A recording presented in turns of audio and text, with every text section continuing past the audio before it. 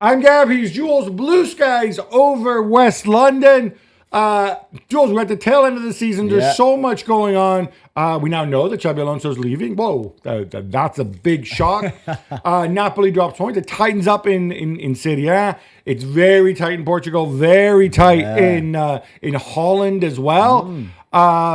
Here in the Premier League, how about City dropping points to Southampton? Football, eh? And of course, the two Europa League finalists stink it up again, both at home. But at least that they do it with identical score lines. But we're going to start with the Clásico because I think we said if Real Madrid win this, then we can say LaLiga, as they like to say, meaning like it's still up in the air. Now, once again, Barcelona concede a ton of goals. Once again, they come from behind, but they win. And it's about done, yeah? Yeah, I think so, yeah. They will win La Liga now with the advantage. It was an incredible game. Whether you like open games or you prefer them a bit more tactical, a bit more cagey, it's up to you, really. But when you've got a team like that is so dominant going forward, then this incredible, really Barcelona side going forwards, then you always have that kind of spectacle. If you're Real Madrid and you've got a bit of a minimalist tactic, which is just try to play on the counter, quickly forward. It could work, as we saw. But in the end, you're still lacking something, right? And the best team won, there's no doubt. Even if the 4-3 scoreline is quite narrow, there was not really any match on the pitch. Well, I'll get to the game, but what's amazing to me is mentally, right? We talk about, coaches always talking to the blue in the face about how draining the big games are and how much they take out of you and stuff like that. They're coming off the back of this massive disappointment in the Champions League, losing 4-3 to Inter in extra time. And I think about this, and in the past 3-4 weeks, I'm going to guess this is unprecedented, right? You had Copa del Rey final, Clásico. You had this game effectively to decide La Liga, Clásico. And you had the two Champions League semifinals. In those 4 games, they conceded 12 goals, which is an enormous amount. They went behind in all of them. Yeah. And yet, they can go into this game, I thought, feeling fresh. Despite the fact that, again, they went 2 goals down.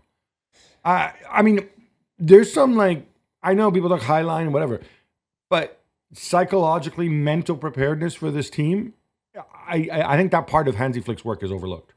Yeah, maybe you're right. The fact that they just never stop going forward, never stop attacking, maybe a bit too much, as we mentioned after the second leg against Inter Milan, for example. But especially when they are behind, they will always believe they can score. They can always score because they've always scored, really, this season. They've scored 130-odd goals in all competitions. This is an attack that we've rarely seen in any of the big European clubs or big European leagues for a very long time. So they've got that. And I guess when you've got those kind of players that are carrying this team, Lamine and Rafinha, but also Pedri, if you want, whoever. Obviously, you play on their strength, right? Which is, let's go and attack all the time. It's a bit like the Magic Johnson Lakers. You know, just go always for this attack all the time. And then you see the defense, you deal with it later almost, and you make mistakes there. But they always believe they can score at least 1 goal more than the opposition. Yeah, and obviously that goes back to Cruyff. And I'm totally fine with believing that. What I thought was interesting in this game is I think Real Madrid, to some degree, played into their hands because they go 2-0 up, scoring in transition.